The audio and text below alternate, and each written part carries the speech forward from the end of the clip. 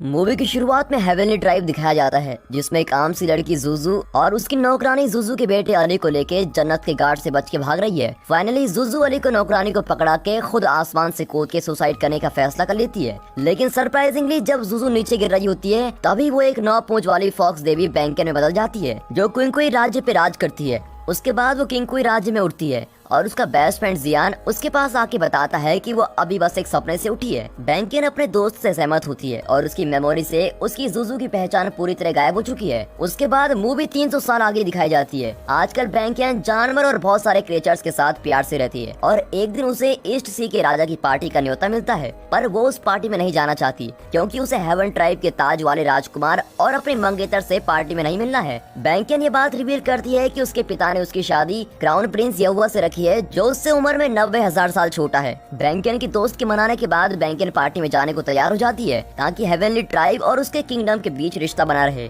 ज्यादा समय नहीं बीता होता है और बैंकिन ईस्ट सी पैलेस पहुंच जाती है। उस दिन सूरज और दिनों से ज्यादा चमक रहा होता है, इसीलिए बैंकिन अपनी आंखों को बचाने के लिए उन पे हल्का सा कपड़ा बांध लेती है और फिर वो हॉल में जाती है जहाँ सब ईस्ट के राजा के आने का इंतजार कर रहे हैं। दूसरी तरफ 2 परियां आपस में बात कर रही हैं कि ताज वाला राजकुमार यहुआ का बेटा है, पर किसी को नहीं पता कि उसको जन्म किसने दिया। ये सब सुन के बैंकिन अपनी किंकुई की सम्राट होने की पहचान छुपा के उन दोनों परियों के पास जाती है और उन्हें बोलती है कि उसे पता है कि ताज वाला राजकुमार यहुआ की पहले ही किंकुई के सम्राट से मंगनी हो चुकी है। अचानक से वो 2 परियां हैरान हो जाती हैं और बताती हैं कि ये इम्पॉसिबल है क्योंकि किंकुई की सम्राट 1,40,000 साल की है, जबकि ताज वाला राजकुमार बस 90,000 साल का है। ये सुन के बैंकिन को बहुत गुस्सा आता है क्योंकि उन परियों को वो एक बूढ़ी औरत लगती है। इस वजह से बैंकिन अपनी जादुई पंखे से उन 2 परियों को नुकसान पहुंचाती है। वो उन्हें गिराकर उनकी इंसल्ट कराती है। अब उसके बाद बैंकिन हॉल से निकलकर गार्डन में और वाइन की तलाश में जाती है, जहां उसे एक छोटा लड़का मिलता है। वो छोटा लड़का ये बात रिवील करता है कि उसने कुछ समय पहले बैंकिन को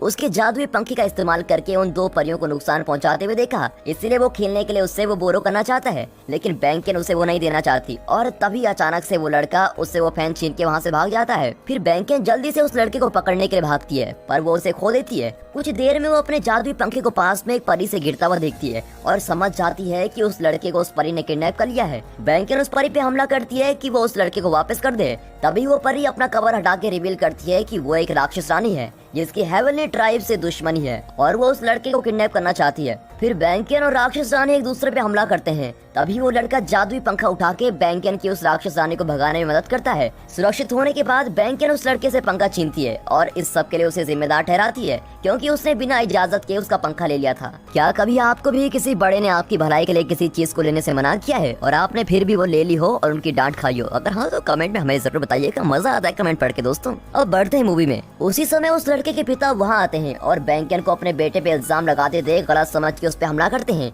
और गलती से उसके पिता के सोट से बैंकिन के चेहरे का सिल्क उतर जाता है, जिसे देख के वो और उसका बेटा शॉक हो जाता है क्योंकि उसका चेहरा जुजू जैसा है। फिर वो दोनों उसके पास जाके उसे बोलते हैं कि वो जुजू का पति है और ये लड़का उसका बेटा अली है। लेकिन बैंकिन इस पहचान से इनकार कर देती है क्योंकि उसके पास जुजू की कोई भी मेमोरी नहीं है। दूसरी तरफ ईस्ट सी का राजा वहाँ आता है और बैंकिन अपनी असली पहचान जो कि किंकुई की सम्राट है उसे रिवील करती है। फिर वो ईस्ट सी का राजा उसका वेलकम करता है, लेकिन जब वो राजा अली के पिता को देखता है तब वो उसे ताज वाला राजकुमार बुलाता है, जिसका मतलब वो यहुआ है जो कि बैंकिन का मंगेतर है। अब उसकी पहचान पता चलने के बाद भी बैंकिन को वो पसंद नहीं आता क्योंकि उसने अपने बेटे को अकेले छोड़ा हुआ है, जिस वजह से वो राक्षस रानी से किडनैप होता होता बचा है। वो फिर बस उन्हें कहीं छोड़ के जा रही होती है, तभी यहुआ की रखेल सुजैन वहाँ आती है और बैंकिन उसकी आंखों में दिलचस्प होती है। बैंकिन बोलती है कि उसने आज से पहले इतनी सुंदर आंखें कभी नहीं देखी और उसकी ऐसी आंखें होने की तारीफ करके वहाँ से जाती है। अब उस दिन के बाद बैंकिन किंकुई राज्य वापस लौट जाती है और जियान से मिलके पार्टी में जो हुआ उसको सब बताती है। साथ ही वो जियान से जुजू के बारे में भी पूछती है और वो उसे समझाता है कि जुजू अमर नहीं थी और वो 300 साल पहले मर चुकी है। उसके बाद बैंकिन अपने घर वापस आती है जहाँ उसे अली और यहुआ मिलते हैं, जो उसके साथ रहने की रिक्वेस्ट करते हैं ये देखने के लिए कि उन्हें एक दूसरे से प्यार होता है या नहीं, क्योंकि उसकी और यहुआ की मंगनी हो चुकी है। बैंकिन हिचकिचाते हुए मान जाती है और उस दिन यहुआ किचन में जाके बैंकिन के लिए खाना बनाता है और मूवी में ये रिवील होता है कि वो एक बहुत ही अच्छा कुक है। उसके बाद बैंकन उसका बनाया खाना खाती है और उसे वो बहुत ही अच्छा लगता है, पर वो सोचती है कि उसे उसका टेस्ट कैसे पता। दूसरी तरफ मूवी में ये रिवील होता है कि यव्वा ने ये खाना बस बैंकन का टेस्ट लेने के लिए बनाया है कि वो जुजू है या नहीं, क्योंकि ये खाना जुजू का फेवरेट हुआ करता था। अब इसके नतीजे पे यव्वा ये बात मान लेता है कि हेवनली ट्राइब से कूदने के बाद जुजू का जन्म बैंकन बन के हुआ है। और बाद में उस रात यव्वा बैंकन के कमरे में जाता है और उसके होने वाले पति के हक से उसके साथ सोना चाहता है, पर बैंकन ऐसा नहीं चाहती। वो उससे दूरी रखने की कोशिश करती है, पर यव्वा उसे अप्रोच करने की कोशिश करता है, जिस कारण वो रात भर सो नहीं पाते हैं। अगले दिन अली बैंकन के कमरे में जाता है और वो उसकी वाइन में दिलचस्पी लेता है जो वो रोज पीती है। फिर वो उसे कप से टेस्ट करने देती है। फिर अली और बैंकन वाइन का नया टेस्ट एंजॉय करते हैं, पर अली ज्यादा पी के बेहोश हो जाता है और ये देख के बैंकन उसे यव्वा के आने से पहले जल्दी से अपने कमरे में लेके जाती है। बैंकन ने अली को वाइन पिला दी। ये बात को जान के यव्वा उस पर इल्जाम लगाता है और उसको इस बारे में सफाई देने का मौका नहीं मिलता। अचानक से अली कुछ देर के लिए बेहोशी से उठता है और यव्वा को बैंकन पर इल्जाम लगाने से रोकता है और उसे दोबारा स्माइल देने को बोलता है और फिर वापस बेहोश हो जाता है। अगले दिन यव्वा की रखेल सुजैन किंकुई राज्य आके अली को वापस हेवनली ट्राइब ले जाने के लिए आती है, पर अली उसे इनकार कर देता है। फिर सुजैन अली के पीछे भागते भागते एक छोटी सी गुफा में आ जाती है, जहाँ उसे बैंकन का गुरु मोयन मिलता है, जिसका चेहरा यव्वा जैसा है और उसकी बॉडी बर्फ में पड़ी हुई है। दूसरी तरफ बैंकन वहाँ आती है और सुजैन वहाँ से गुफा से जल्दी बाहर जाती है। फिर सुजैन बैंकन से गुफा के एंट्रेंस पर मिलती है और अली को अपने साथ हेवन ट्राइब ले जाने की डिमांड करती है। तभी अचानक से यव्वा वहाँ जाता है और सुजैन को पहले वापस जाने का हुक्म देता है और उसे बोलता है कि कुछ दिनों में वो भी हेवन ट्राइब वापस आ जाएगा। उसी समय राक्षस राज्य में राक्षस रानी रो रही है, क्योंकि हेवन ट्राइब के श्राप के कारण उसका बेटा मर गया। इसी वजह से वो राक्षस रानी ईस्ट से गई थी अली को किडनैप करने के लिए, क्योंकि अली के खून से ही उसका मरा हुआ बेटा वापस जिंदा हो सकता है। उसके रोने के बीच में ही सुजैन वहाँ आती है और ये रिवील करती है कि वो जानती है उस राक्षस रानी ने अली को ईस्ट सी में किडनैप किया था। फिर सुजैन उसको धमकी देती है कि वो उसकी अली को चोट पहुँचाने की हरकत हेवनली ट्राइब में बता देगी, और अगर राक्षस रानी इस बात को राज रखना चाहती है तो उसे उसकी बैंकन को रास्ते से हटाने में मदद करनी होगी। राक्षस रानी के पास कोई और रास्ता न होने के कारण वो उसकी बात मान लेती है। और दूसरी तरफ यव्वा, अली और बैंकन इंसानी दुनिया में जाते हैं ताकि यव्वा और अली उसके साथ हेवनली ट्राइब लौटने से पहले अच्छी यादें बना ले। यहाँ यव्वा रिवील करता है कि इस जगह वो और जुजू पहले रहा करते थे और साथ में वो उसे अपनी और जुजू की प्रेम कहानी बताता है। फिर वो बोलता है कि 300 साल पहले उसने 7 दिन रात राक्षस से लड़ाई करके जीत हासिल की थी, पर वो जख्मी होकर इंसानी दुनिया में गिर गया। वहाँ उसे जुजू जो एक आम इंसान थी वो मिली। जुजू यव्वा को अपने घर ले गई और उसने उसका इलाज भी किया और कुछ समय में ही वो जुजू की काइंडनेस देखकर उससे प्यार कर बैठा और जुजू भी उससे प्यार करने लगी। उसके बाद वो दोनों खुशी खुशी साथ रहने लगे। बात करने के बाद बैंकन उससे जुजू की मौत का कारण पूछती है। वो बिना जवाब दिए अली को लेकर हेवनली ट्राइब चला जाता है। उसके बाद बैंकन अपने किंग राज्य वापस लौटती है और अपने गुरु मोयन को गुफा में मिलने जाती है। असलियत में उसके गुरु मोयन ने राक्षस राजा को कैद करने के लिए खुद ही कुर्बानी दी थी और तभी उनकी आत्मा बिखर गई और उनकी बॉडी बर्फ में कैद हो गई है।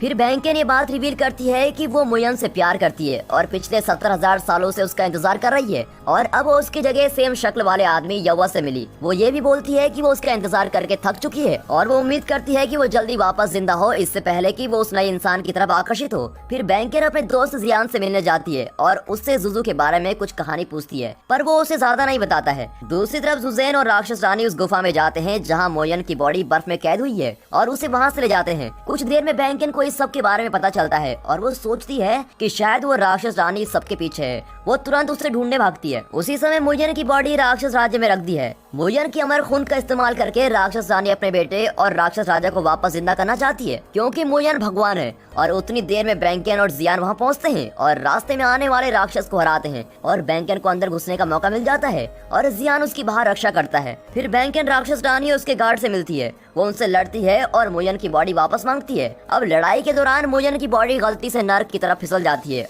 ये देख के बैंकन किसी तरह से अपने सिल्क से मोयन की बॉडी को खींच लेती है, पर अचानक से राक्षस रानी उसमें गिर जाती है और इस वजह से राक्षस रानी और गुस्सा हो जाती है और वो मोयन की बॉडी को डिस्ट्रॉय करना चाहती है। ये देखकर बैंकन भाग के उसको कवच देती है। वो बस राक्षस रानी के द्वारा मारी जाने वाली होती है कि तभी वहाँ यव्वा आ जाता है और अपनी तलवार से राक्षस रानी पे हमला करता है, लेकिन वो राक्षस रानी को मारता नहीं है। वो उसे उस जगह की नौकरानी बनाता है जहाँ राक्षस राजा को बंदी बना के रखा हुआ है। बैंकन और यव्वा बाद में मोयन की बॉडी वापस गुफा में रख लेते हैं और यव्वा उससे उसके गुरु की कहानी पूछता है। बैंकन ये बात रिवील करती है कि 70,000 साल पहले राक्षस ट्राइब के राजा के साथ जंग करते हुए मोयन ने राक्षस राजा को कैद करने के लिए खुद की कुर्बानी दी थी, इसलिए उनकी आत्मा बिखर गई और उनकी बॉडी बर्फ में कैद हो गई है। बातें करने के बाद बैंकन जादुई लेक पे अपने जख्म ठीक करने जाती है और तभी उस पर राक्षस रानी हमला कर देती है। अचानक से यव्वा उसके पास आके उसे अपना प्यार दिखाता है क्योंकि यव्वा ने मोयन की बॉडी बचाई है। बैंकन भी अपने आप को उसका प्यार महसूस होने देती है और उसके बाद यव्वा उसे अपने साथ रहने के लिए हेवनली ट्राइब ले जाता है, पर वहाँ उसे जुजू की नौकरानी मिलती है जो उसे बताती है कि वो 300 साल से उसका इंतजार कर रही है। लेकिन बैंकन बोलती है वो जुजू नहीं है और वो समझती है कि नौकरानी कंफ्यूज होकर उसे सुजू समझ रही है। ये देख के यव्वा उस नौकरानी को बैंकन की खातिरदारी में रख लेता है, पर सुजैन काफी दुखी दिखाई देती है। उस रात सुजैन बैंकन के लिए काफी तोहफे भेजती है, पर ये सब देख के वो मेड घबरा जाती है कि वो फिर से बैंकन को नुकसान पहुंचाने आ गई है। फिर वो मेड बैंकन को लेके फिर से भागती है कि तभी उन्हें सुजैन और उसका पेट टाइगर मिलता है। सुजैन फिर बैंकन को बताती है कि उसकी मेड पिछले 300 साल से पागल हो गई है जब से जुजू मरी है, और अगर बैंकन इस बारे में और जानना चाहती है तो वो उससे सब बताएगी। सुजैन उसे बताती है कि जब ये हुआ और सुजू इंसानी दुनिया में रहती थी तब सुजू प्रेग्नेंट थी, और ये जानकर यव्वा उसे हेवनली ट्राइब लेके आया ताकि अपने पिता की इजाजत लेके वो उससे शादी कर ले। पर इंतजार करते हुए जुजू ने नौकरानी होने की एक्टिंग की। बातें करने के बाद सुजैन बैंकन को वो जगह दिखाने ले जाती है जहाँ जुजू ने अपनी जान दी थी, और वो उसे ये भी बताती है कि यव्वा उसको हेवनली ट्राइब लेके आया क्योंकि उसे सुजू की जगह किसी और को रखना था, ना कि वो उससे प्यार करता है। अब ये सुन के बैंकन अजीब महसूस करती है और सुजैन को छोड़ के वहाँ से चली जाती है। अगले दिन बैंकन और यव्वा की शादी है,